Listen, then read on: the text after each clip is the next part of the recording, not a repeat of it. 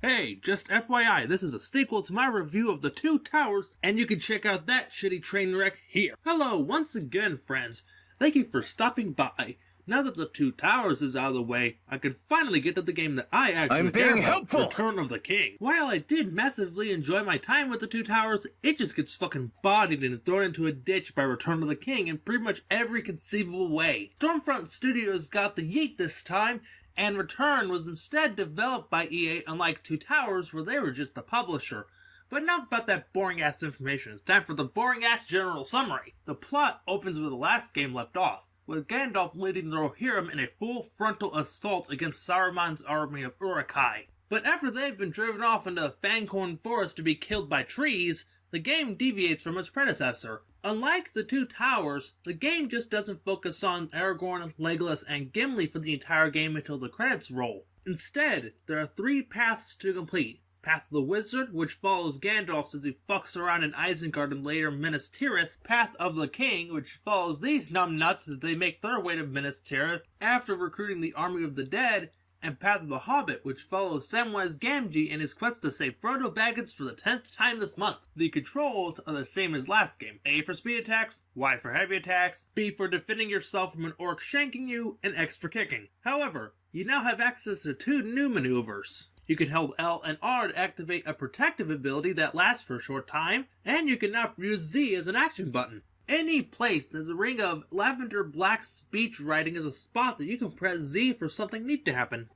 Pull the lever or whatever, right now, pull the lever or whatever, right now. It doesn't seem like much, but this one button adds a lot of opportunities for little set pieces to be sprinkled in throughout every level like a spice, adding a pinch more action to a scene. But even without that buff to the control scheme, Return of the King utterly blasts the Two Towers out of the water into the stratosphere, and it all starts at the first level of the game. After opening with a fairly standard cutscene that's just a bunch of movie clips cobbled together literally from the first screen, it's obvious how much better the Battle of Helm's Deep is in comparison to Mount Doom. While the opening level of the Two Towers is a cramped, tiny platform where you just kill a few orcs, watch a cutscene, kill a few more, then Sauron strolls in looking to smack a motherfucker. Helm's Deep is 10 times better. It's brighter, there's more going on, there's less aimless waiting for the next cutscene, it's much easier to tell what's what. Every time I replay this game, I look forward to this level instead of feeling a sense of bored, uninterested dread. But the improvements to the level design don't stop there. As a general rule, most of the levels are much less cramped and confined than the Two Towers were. To make up for each path having less individual levels, each stage has more enemies to deal with in packs, as opposed to just dealing with maybe 5 orcs at a time. There are also more varied level structures, like the first Hobbit stage is a stealth level traversing through Osgiliath, where entering direct sunlight is a death sentence, and Frodo is going to get snatched like a rabbit in Hawk's talons. And where the game isn't creating new scenarios like this, it's refining ideas from the Two Towers into far superior ones.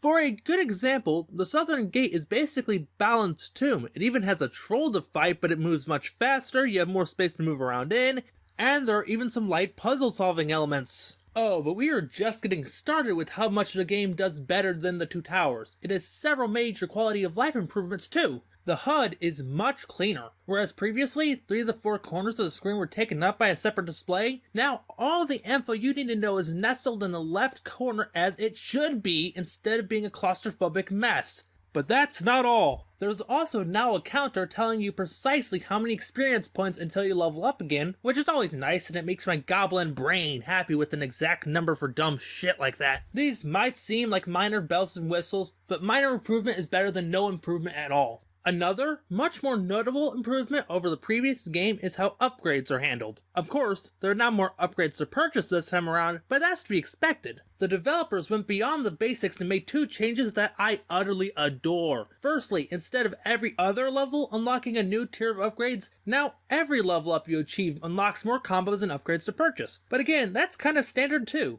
No. The real crown jewel of these improvements is that you can now spend more experience points to grant all playable characters that specific combo. Of course, this doesn't apply to character-specific upgrades like buffs to Gandalf's Magic Blast, but that makes sense. This is still a fantastic tweak to the formula that can give you more room to purchase character-specific upgrades without needing to worry about them falling behind other characters. And these lovely improvements just keep coming! There are more enemies to fight instead of wave after wave of orcs and urks. Now there are Easterlings, armored enemies of several varieties that are now rocking health bars, Shield's Offspring, Mama Kill, Siege Towers, they count, dammit, and the Undead. And the boss fights are actually challenging now, instead of being dead in under a minute like Lurts. And the presentation, oh, the presentation! It's utterly unique and magnifique. Character models look much less like plastic action figures with new levels of detail. The animation is now much more fluid. Even something silly like the aura around Aragorn's blade while holding Y has been upgraded from a simple glow to a wreath of fire around his blade. This also applies to the enemies, a notable example being trolls, which have stopped looking like they eat 3-course meals of paint and glue, and now look downright menacing. By the sick of Eru, even the cat sounds better! Well, sure, in the Two Towers they were decent enough, in Return of the King they sound far more lively and into their voice acting. However, the most important improvement to the game is how it handles difficulty. Levels like the Pelennor Fields and the Black Gate are a genuine, entertaining challenge, unlike, say, the Westfold and the Two Towers, where the only thing they could think to do to add difficulty was to just copy-paste bombs every 10 feet and thus make getting a decent amount of experience points frustrating as you try to get in close quarters without hitting any explosives and turning Gimli into a 5-foot-tall party decoration as his stumpy legs fly into the river. If it wasn't clear enough, I adore every second of this dumb game. It's honestly one of my favorite games ever made. Can't wait to see how they fuck it up in the finale of this trilogy of games, and I'll see you next time for that conclusion.